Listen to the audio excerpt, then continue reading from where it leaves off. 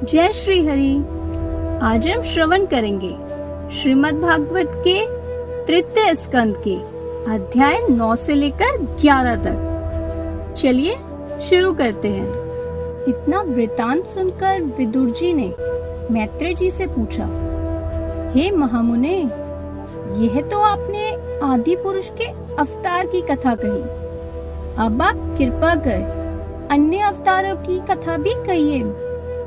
तब मैत्रेय जी ने कहा, विदुर जी, प्रलय काल होने के बाद जब चारों ओर पानी ही पानी था, उस समय आदि पुरुष शेषनाग की सैया पर शयन कर रहे थे। तब उनकी नाभि से एक बड़ा ही तेजवान कमल पुष्प प्रकट हुआ और उस कमल पुष्प की नाल से ब्रह्मा जी उत्पन्न हुए और उस कमल पुष्प के ऊपर आ बैठे। तत्पश्चात ब्रह्मा जी ने अपने हृदय में विचार किया कि मुझे किसने जन्म दिया है और यह कमल पुष्प किसके आधार पर खड़ा है। इस बात का पता लगाने के लिए ब्रह्मा जी उस पुष्प की डंडी पकड़कर नीचे उतर आए। 1000 वर्ष तक निरंतर जल की था लेने पर भी जब उस कमल पुष्प की जड़ का कोई पता न चला, तब वे थककर फिर उसी कमल पर आ बैठे। इसलिए यह जानना चाहिए कि शुरू में सभी जीव अज्ञानी हैं। नारायण जी की कृपा से ही सबको बाद में ज्ञान प्राप्त होता है। जिस समय ब्रह्मा जी उस कमल पर बैठे हुए विचार कर रहे थे, उसी समय आकाशवाणी हुई, हे ब्रह्मा, परम ब्रह्म परमेश्वर का भजन तथा स्मरण करो, तभी तुम्हें ज्ञान प्राप्त होगा। इस आकाशवाणी को सुनकर जब ब्रह्मा जी ने श्री नारायण भगवान का भजन तथा स्मरण किया, तब उनके मन में ज्ञान का प्रादुर्भाव हुआ। उस समय उन्हें ये दिखाई देने लगा कि एक बड़ा मनोहर सांवला पुरुष लक्ष्मी सहित शेष सैया पर शयन कर रहा है और उसी की नाभि से ये कमल का फूल प्रकट हुआ है। इस प्रकार ब्रह्मा जी को ज्ञात हुआ कि उस कमल के द्वारा उन्हें प्रकट करने वाले आदि पुरुष वही हैं और उसी ने उनको संसार की रचना करने की आज्ञा दी। जब ब्रह्मा जी को समस्त वस्तुएं उसी आदि पुरुष के रूप की दिखाई देने लगी, उस समय उन्होंने हाथ जोड़कर उस आदि पुरुष की वंदना की और कहा, हे त्रिलोकीनाथ, जो प्राणी आपसे विमुख रहते हैं, उनको कभी भी सुख प्राप्त नहीं होता और उनको आठों पहर उठते बैठते, सोते जागते कल की ही चिंता लगी रहती है। आपके नाम को स्मरण करने वाले और आपके चरणारविंदों में प्रीति रखने वाले मनुष्य सदैव आपकी दया दृष्टि से समस्त कामनाओं को प्राप्त कर लेते हैं। मैत्रेय जी बोले, हे नारद जी, इस तरह वे आदि पुरुष ब्रह्मा जी को ध्यान में अपने दर्शन देकर अंतर ध्यान हो गए।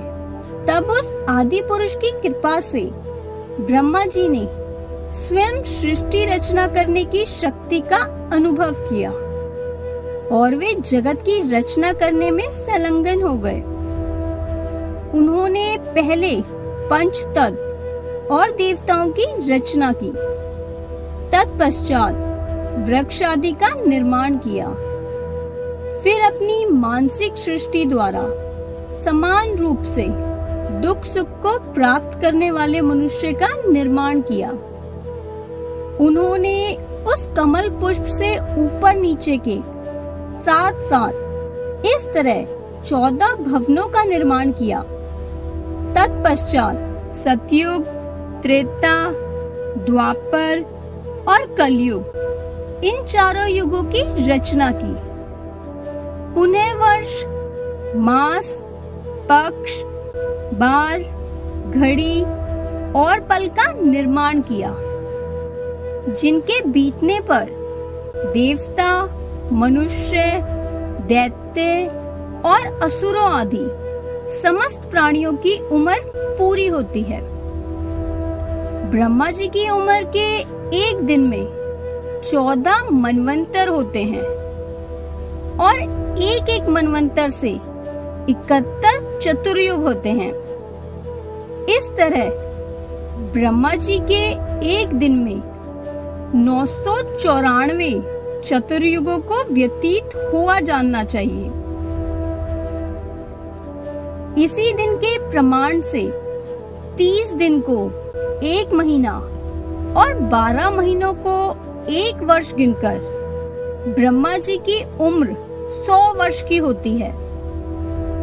ब्रह्मा जी की रात्रि भी दिन के बराबर होती है। ब्रह्मा जी दिन में प्राणियों की रचना करते हैं। उनकी रात होने पर जगत की प्रलय हो जाती है। उस समय सभी प्राणी नष्ट हो जाते हैं। रात्रि व्यतीत होने पर जब पुनः प्रातःकाल होता है, तब जिस प्राणी ने जैसा कर्म किया था उसी के अनुसार ब्रह्मा जी उनको विभिन्न योनियों में प्रकट करते रहते हैं। ब्रह्मा जी की आयु के 50 वर्ष बीतने को अर्ध प्रलय कहा जाता है और 100 वर्ष की आयु बीतने पर ब्रह्मा जी की भी मृत्यु हो जाती है। उस समय चारों तरफ केवल जल के अलावा और कुछ भी दिखाई नहीं देता है।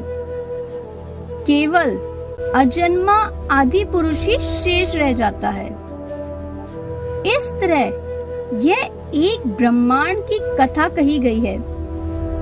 इसी तरह अनेक ब्रह्मांड हैं और उन सबके स्वामी, स्थिति, पालन और संहार करता आदि पुरुष भगवान ही हैं।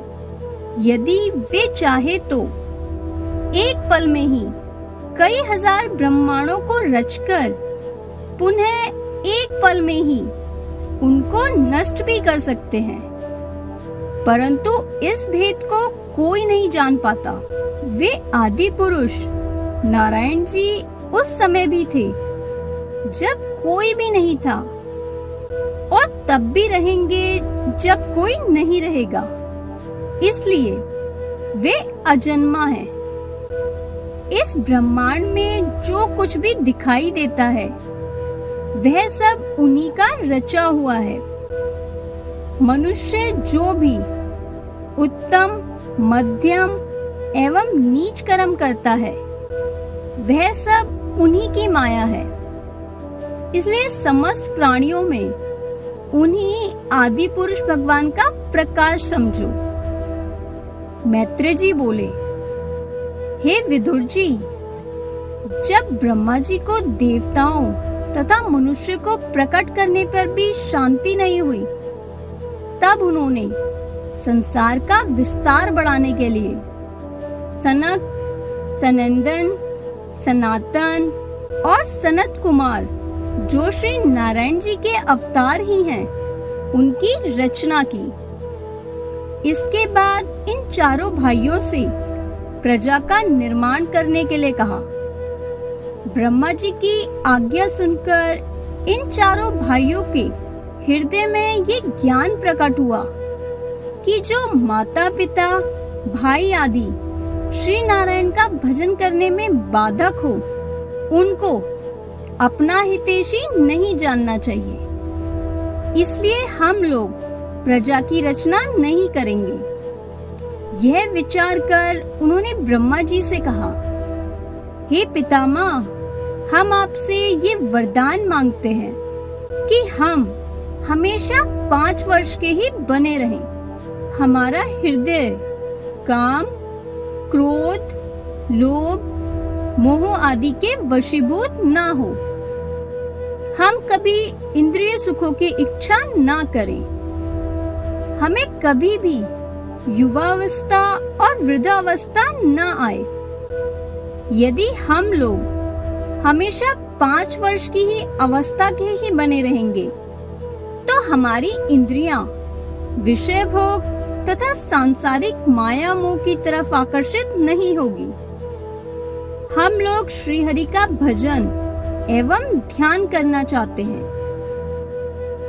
इसलिए आप हमको संसार के जीवों की रचना करने की आज्ञा दीजिए, क्योंकि अगर हम जीवों की रचना में लग गए तो भगवान श्री हरि का भजन नहीं कर सकेंगे। उन चारों भाइयों के ऐसे वचन सुनकर ब्रह्मा जी ने उन्हें वरदान दिया कि तुम लोगों की आयु सदा 5 वर्ष की ही बनी रहेगी और समस्त इंद्रियां तुम्हारे वश में ही रहेंगी, परंतु तुमने जो मेरी आज्ञा को टालकर प्रजा की रचना करना अस्वीकार कर दिया, यह बड़ा ही अनुचित किया। इतनी बात कहकर ब्रह्मा जी के हृदय में अपने पुत्रों द्वारा आज्ञा उल्लंघन करने के कारण क्रोध प्रकट हुआ। उसी समय उनकी दोनों बाहों के बीच से एक श्याम तथा रक्त वर्ण के पुरुष की उत्पत्ति हुई और वे पैदा होते ही रोने लगा। तब ब्रह्मा जी ने उससे रोने का कारण पूछा। तब उस पुरुष ने उत्तर दिया कि आप मेरा नामकरण कर मुझे कोई काम बताइए। यह सुनकर ब्रह्मा जी प्रसन्न होकर बोले, तूने पैदा होते ही रुदन किया है, इसलिए तेरा नाम रुद्र होगा। तू प्राणियों की रचना कर और समस्त देवताओं में उत्तम बनकर संसार में निवास कर।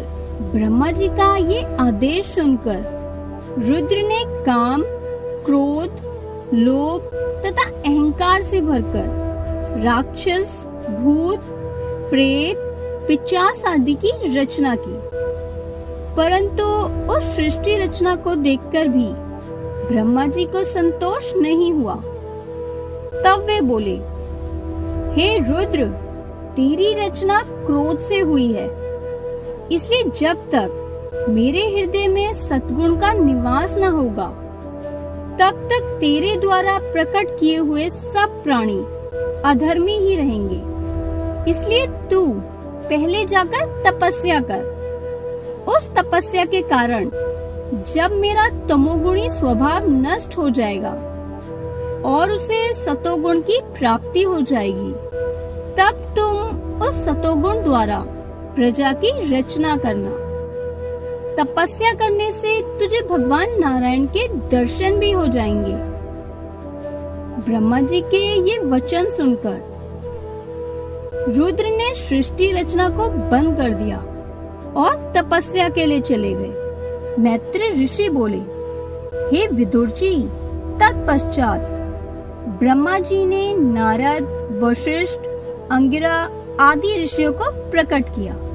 आज का अध्याय यही संपूर्ण। आगे के अध्यायों को देखने के लिए चैनल को लाइक करें, शेयर करें और सब्सक्राइब करें। जय श्री हरि।